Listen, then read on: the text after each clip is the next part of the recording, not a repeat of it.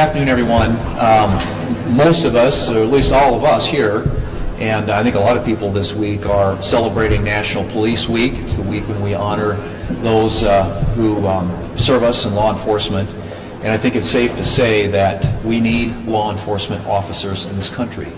We need them to apprehend violent criminals. We need them to keep our border safe, to ensure that our immigration laws are being enforced, to protect these buildings. We need law enforcement officers. And tragically, this calendar year already, there have been 38 law enforcement officers who have been killed in the line of duty. And so this is a week when we honor them and we express our gratitude and appreciation to them and to their families for all that law enforcement does in this country to keep our country and our communities safe. The Democrats, on the other hand, as has been very clear for some time, seem to be very comfortable with allowing this defund law enforcement, defund police movement with which they've been associated for some time now to continue, and have blocked funding for the Department of Homeland Security, for ICE, for Customs and Border Patrol, the folks who keep our border safe and secure, and have been blocking it now for several months. And as a consequence, we will have to move forward, and we will next week, with the Secure America Act, which is a bill that will fund those critical law enforcement agencies and ensure that they're funded not only today, but into the future through the duration of President Trump's term. So, like I said, I think it's shameful that we are even having to have a conversation like this, but we have a Democrat Party that has embraced the ideas of open borders and defunding the police. And as a consequence of that, we're having to deal in a way that allows us to do this with Republican votes, because Republicans have law enforcement's back, and we will do everything that we can to ensure that they have all they need to keep our country, our border, and our communities safe. Yeah. Yeah, thank you. So you just had a lunch meeting for that Secret Service Director had joined. Can you shed some light on what the conversation was, and also where you think your conference is with regard to giving $1 billion for the border? Right. So the question I think that he was addressing was how is the money going to be used, the $1 billion. And so he walked through the various categories, and about 20% of that is going to be used to secure the modernization of the East Wing. Most of it's going to be used for other purposes, training facilities, for technology, lots of other things that law enforcement, particularly in this case Secret Service, needs to ensure that they keep our president and other top officials safe. So it was a good back and forth, a good discussion, and obviously we had a lot of questions that were asked by our colleagues, just to get the details and precision as much as possible about how dollars are going to be used. And I think that the director did a very good job of laying it out and developing the case for why these resources need to be used to update, modernize, and make sure the security service is capable of doing its job. Secret Service, I should say. Yeah. Are you confident that the $1 billion for wall security, White House security, will survive a Byrd rule challenge from the parliamentarian? Well, we're having those discussions. As you all know, the parliamentarian who evaluates any proposal under reconciliation, we have a back and forth, and that's underway right now. So we are having the quote Byrd scrub and making the arguments in front of the parliamentarian. The Democrats obviously doing their best to try and undermine anything that we're trying to accomplish here.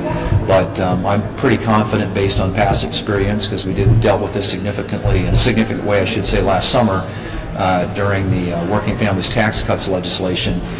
Some of these funding issues came up then, and there was a formula, frankly, that was put in place by the Democrats with the two reconciliation bills that they did when they had unified control of the government, that has given us the roadmap, if you will, to get this done. So I'm confident that we will be in good shape, but that process right now is underway. Where do Senate Republicans are currently on getting the Save America Act passed? There was quite a bit of momentum on that a few weeks back. It seems like it sort of dwindled despite overwhelming support from the American people. Where do you stand on that currently? And would you reconsider the filibuster and get it across the finish line? We don't have the votes to get rid of the filibuster. We called it up on the floor March, I think, 17th. We were on it for several weeks. and had a very spirited debate. In fact, I think with the exception of maybe a couple of Republican senators, made more speeches on the floor in support of the SAVE Act than almost any other senator. And we had some votes on it. And we voted on the narrow issue, which is the most popular one, of voter ID. And we put the Democrats on the record. Every single Democrat voted against it. We added, and one of the other elements, also popular, was whether or not biological boys ought to play in girls' sports. We had that vote, and every Democrat voted against that as well. So we've taken what I think are probably the two issues, in my view, that have the broadest public support and put the Democrats on record, and every single one of them voted against it. So we'll look for opportunities to get other votes. There was a vote on the budget resolution, an amendment that Senator Kennedy offered that didn't even get 50 votes on the floor. And so we're continuing to look for opportunities to advance that legislation. Obviously, it's something that I support. I think we all support, and we think it's something that the American people are broadly supportive as well. There's volume back and forth between the courts about whether or not the ballroom can be constructed, and they've been asking for some kind of congressional authorization to move forward with what the courts have. Do you consider this $1 billion in this reconciliation bill to be the congressional authorization that the courts would need to be able to go forward with construction of the ballroom in these rooms? If this gets litigated, you're talking about? Yeah, well, so if this gets passed, do you see this as the congressional authorization needed that the court that would be good enough the courts to be able to be okay with going forward with constructing the ballroom? Well, I mean, I think that the ballroom is being financed privately, but the security associated with it is, I think, represents about 20% of what this request was. This Secret Service request, which frankly does fit perfectly within the confines of the legislation on the floor because it's the Judiciary Committee's jurisdiction. Most of that's going to go to other things. It's going to be used for training. It's going to be for updates in technology, for the number of protectees that they have to deal with is ensuring that they have the resources to cover those people. So it's a request, much of which would be dealt with during the normal appropriations process, but because the Democrats won't allow for a normal appropriations process, is being done through reconciliation. But my assumption would be that if Congress authorizes something like this, that I assume the courts would uphold it. It's essentially Republicans doing the work that the Appropriations Committee would normally do, and did, by the way, and reported a bill out favorably, which the Democrats subsequently walked away from, and then, held up and shut down the government for 60 days or thereabouts over funding for these two agencies. So, again, I think this is a perfectly normal way. It's not normal, but it's certainly within the confines of what we are allowed to do to get funding for this important agency done, given the obstruction that the Democrats have posed in their unwillingness to fund law enforcement. Are you supportive of the gas tax holiday? Am I? Are you supportive of it? Well, I'm listening. I mean, I think right now,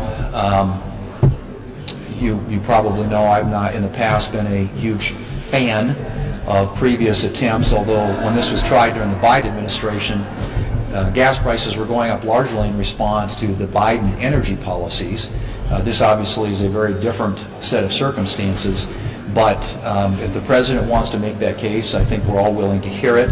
We've had some of our colleagues who've come out in support of repealing, or at least temporarily repealing, the gas tax, but obviously that has implications for the Highway Trust Fund, and so those are things you have to take into consideration as well. And the question, of course, I always ask is, if you did, it's 18.4 cents, I think, is the federal gas tax. If you lifted that, does that ultimately get passed on to the consumer, to the customer, to the buyer out there, or does it get sucked up in the supply chain somewhere? So I think those are all fair questions to ask, but it's a conversation that I think we're willing to have, and I'm certainly willing, and I think most of our colleagues are, to hear the president's arguments if that's a case he wants to make to Congress. Thank you all. Thanks.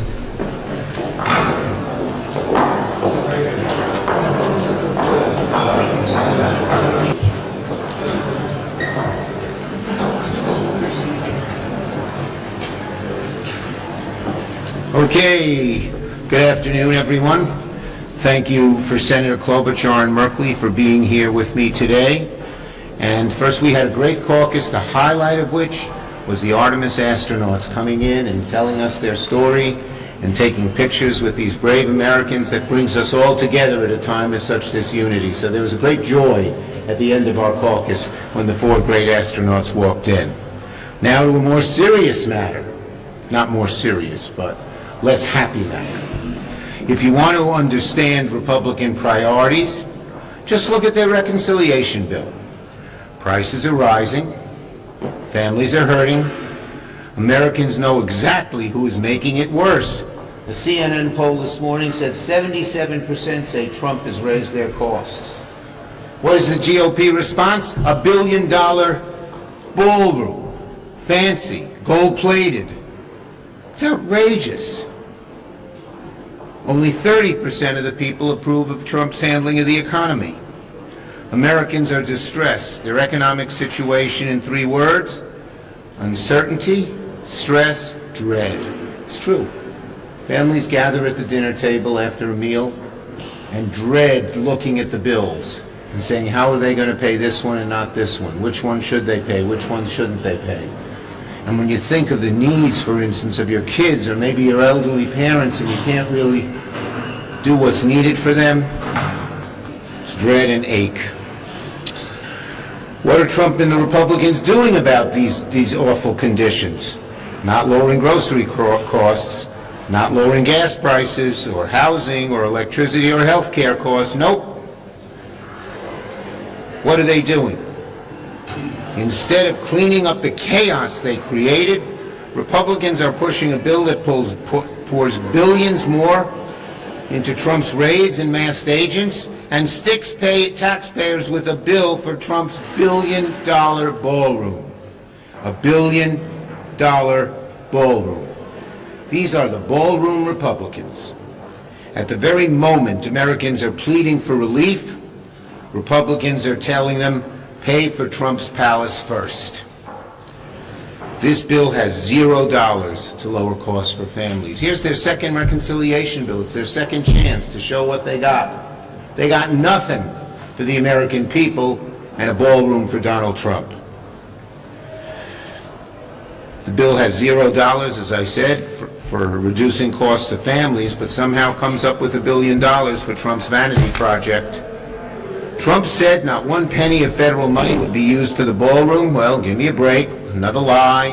There's lie after lie after lie, and the American people are wise to it. These Republicans, these ballroom Republicans, are choosing Trump's chandelier over your child care, Trump's ego over your electric bill, Trump's palace over the people's priorities. Did everyone hear that alliteration? Americans want relief. Americans are answering and saying, give us relief. But the Republicans just say, we were going to give you a ballroom. That's not leadership. That's Versailles economics, brought to you by the ballroom Republicans. Democrats will fight this bill tooth and nail. We're already filing bird rule challenges. We'll offer amendments and we'll force Republicans to vote again and again on one simple question. Are you with working families or are you with Trump's ballroom? Americans don't want a ballroom blitz. They want Congress to bring the cost down. And on the war powers vote tomorrow. Tomorrow, Republicans face another major choice. For the 7th time, Senate Democrats will force a vote on our war powers resolution to withdraw American troops from hostilities with Iran. This is the first vote since Trump's war crossed the 60-day threshold under the War Powers Act. Once the 60-day clock runs out, the president has 2 choices: get authorization from Congress or end the hostilities. Donald Trump's done neither. He has dragged America into an illegal, costly war with no authorization, no clear objective, no end in sight. The administration can play word games all it wants. They call it a skirmish, a mini war, a blip, a love tap. They said this is a love tap. Give me a break. This is a war. You just can turn on your television, look into your iPhone, and you'll see it's a war. And Hegseth just said it out loud again, quote, "We are 74 days into this." That was his quote. And Americans are paying for it. Service members are in harm's way. Families are getting hit at the pump. And gas prices are now over $4.50 a gallon. Trump started this war, and families are paying for it every time they fill up at the tank. Republicans will have their 7th chance to do the right thing, the first since the 60-day deadline passed. They can stand up and do their job for their constituents. They can protect our service members. They can help stop the chaos driving up costs. Or they can keep backing Trump's war. There are no excuses left. No president should be able to drag this country into war alone. Not now, not ever. Senator Klobuchar.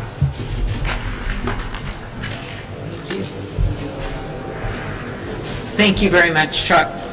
So this morning, the inflation report was out, and inflation rose 3.8%, the highest of Donald Trump's presidency. Energy prices are through the roof. Groceries are up, housing is up. Prices are so high that for the first time in years, they've wiped out the wage growth that Americans have earned. I was just on a tour of western Minnesota in towns from Marshall to Litchfield to Wilmer. They may not just roll off your tongues, but I can tell you right now, the last thing that those people want funded right now is a ballroom.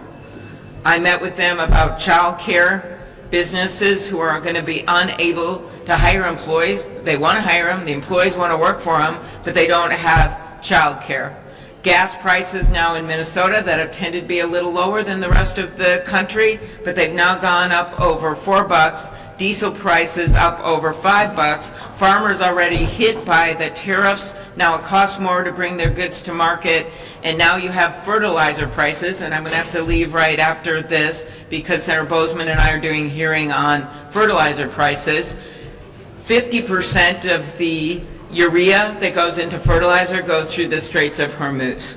30% of the ammonia, that's another ingredient, goes through the Straits of Hormuz. Then you add to that the tariffs on fertilizer with other countries. You can imagine what's happening. As I've told you before, as one farmer called it, it is a perfect storm of ugly. So what do we have before us? Are we working on that? No. It's another reconciliation to write yet another blank check for ICE. $70 billion plus this money for the ballroom. They want to spend this money on ICE, and I don't think they must be talking to the people that I'm talking to out in these small towns, because I can tell them what $70 billion would pay for. 200,000 local law enforcement officers for 3 years. Having talked to local sheriffs, that's something that people need. Extending the health care premium tax credits for 2 years, not just 1 year, 2 years. Providing seniors with dental, vision, and hearing coverage through Medicare for an entire year. Building 700,000 affordable homes. That's what we could do with that $70 billion. And providing child care for 3.5 million children. So the question before us is simple. Where do you want to spend that money? On a gilded ballroom or on health care? On ICE, when they won't even do any reforms and they got this huge increase that made ICE bigger than the Marines and bigger than the FBI, do you want to spend more on them or do you want to spend it on housing?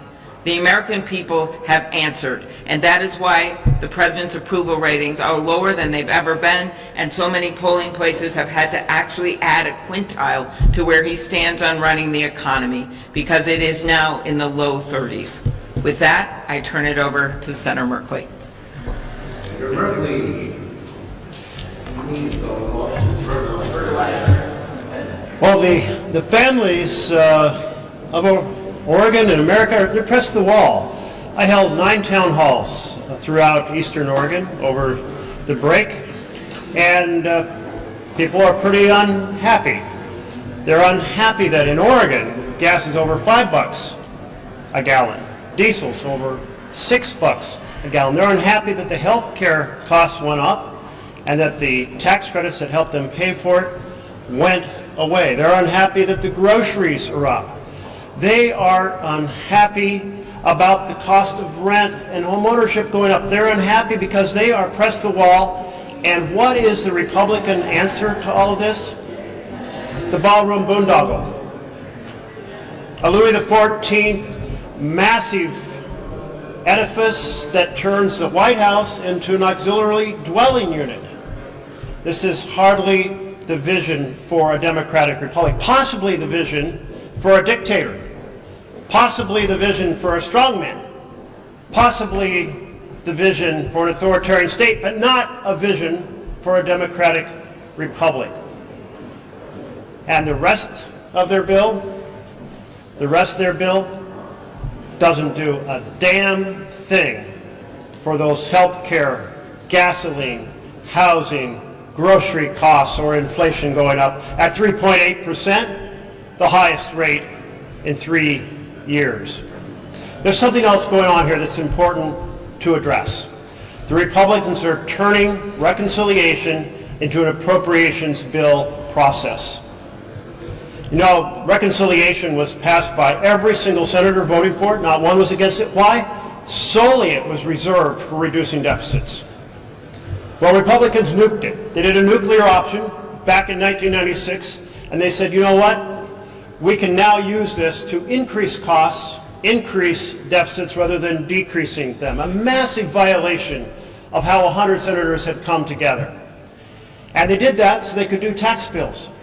But now, tax bills that gave away our treasury, the richest Americans, but now they're proceeding to say, we will just do regular appropriation bills.